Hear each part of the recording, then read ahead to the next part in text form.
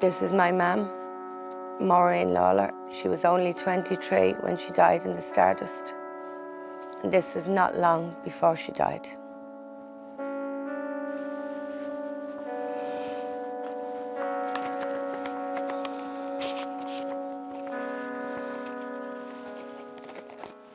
I was 17 months old when my father, Francis, who was 25 years old, and my mother, Maureen, who was 23 years old, went out for a few drinks on Valentine's night. I have no memories whatsoever of my two parents,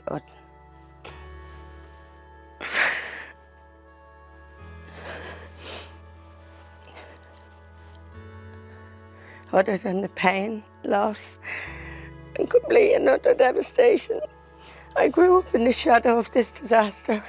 I lived with my father's parents. I'm an only child, and the Stardust left me on my own in this world. Everything I know about my parents is from other people's stories. When I was a child, I was so hungry for information about my mum and dad that I would cling to whatever scraps about their lives I heard from anyone who mentioned them. My aunts and other members of my family told me endless lovely stories about my parents, Maureen and Francis. My mother, Maureen Farrell. Maureen, my mother, grew up in Cabra. She was one of 7 children. She was a confident child until the age of 15. She was seriously hurt, knocked down by a car on Gardiner Street. Her pelvis was badly damaged. Her self-confidence and school life took a hit. She left school after the Intercert exam to work in a butcher shop on Dorset Street in the North Inner City, where she wrapped up people's orders and worked on the till. Maureen was pretty, petite,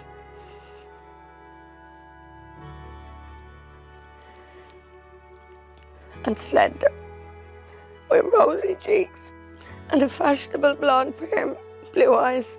All the boys liked her. However, she did not have a lot of social confidence and was a shy young woman. By the time she reached her teens, things had started to go badly wrong in her family too. There were some issues in the Border family with mental health and violence. Some of Maureen's relatives started getting into trouble, and one of the effects it had on Maureen was that she became obsessive about hygiene and having order in her life.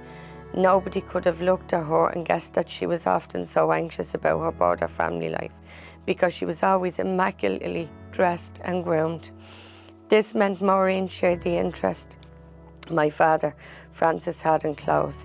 They fell in love very quickly and got married when Francis was 19 and Maureen was 17. In their wedding photo, they almost looked like kids playing grown-ups. All Maureen ever wanted to be was a mother, raising a happy family. After the sadness of several miscarriages, I was born. Maureen was thrilled to be a parent for the first time, and she set about organising and decorating her home to meticulous detail. People said it was like a show house lifted and set down in an ordinary north side suburb. Like a lot of young mothers, she was very anxious about getting everything right. Her preoccupation with cleanliness and homemaking increased. She was always concerned about protecting me and keeping me clean. She washed the wheels of my pram every day. My family would tell me that I was the light of my parents' lives and they were totally smitten with their baby girl. The only one wonder was that they went out that night at all, because they never liked to leave me.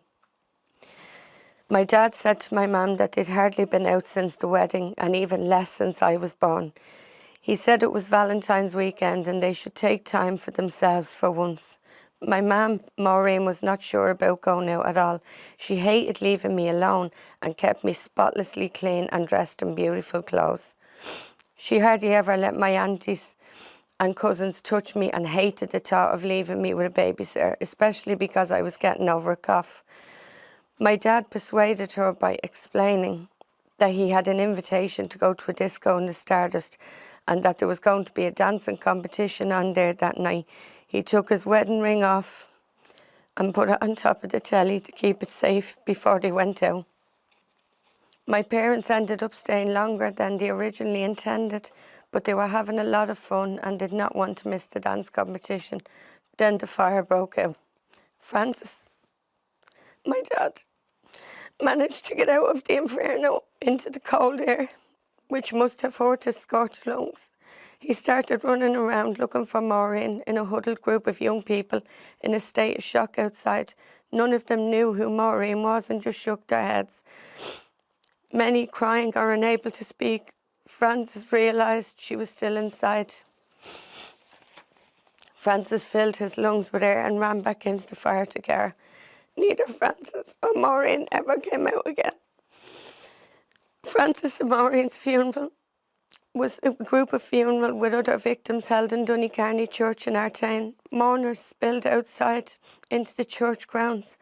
Many of the young people who survived the fire, some still in bandages, came to the funeral to say goodbye to their friends.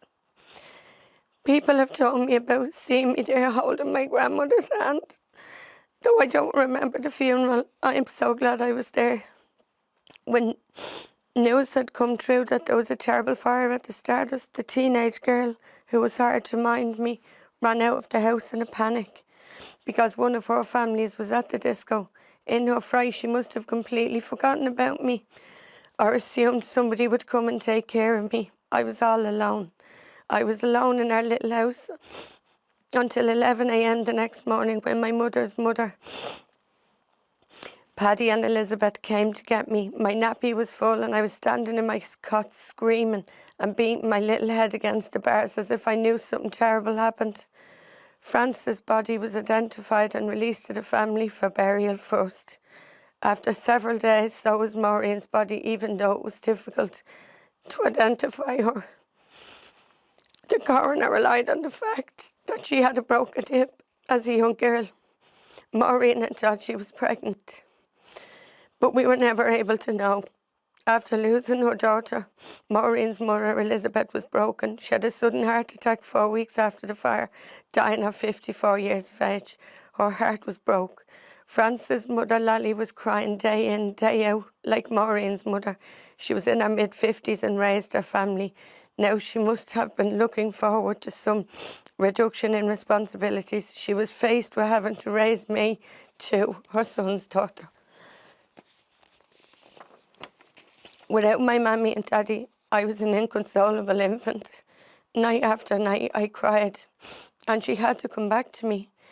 The only good thing about it, she said, was when she told me about it later, that it took her mind off thinking how her son had suffered in the fire. The fire used to go round and round in my head, she said, and I was tormented with the thought of the pain he had been in. At least when you were screaming, I didn't get a chance to think about it. Whenever my grandmother hugged me, it broke her heart and she would start crying. So I started going into myself at this stage, and I decided that I was just going to be around her, but not look at her. Because when I looked at her, she cried. She wore my father's wedding ring on a chain around her neck for years before giving it to me. For her husband, Robin, the loss of his son, Francis, became a source of festering anger. I knew there was something wrong, but I didn't know what it was. I remember starting school and kicking the legs off the teacher because I just didn't want to be there or anywhere. My grandmother took me by the hand in the corridor and told me, "You're a big girl now. You have to go to school. You're going to be okay." And I looked up at her and said, "When is my mum and dad coming?" She said, "They're gone to heaven and they won't be back." It was right on that school corridor that I realised this was it. Because if they were ever coming back to me, it would have been today. The day I was starting school, they had to be back at this stage.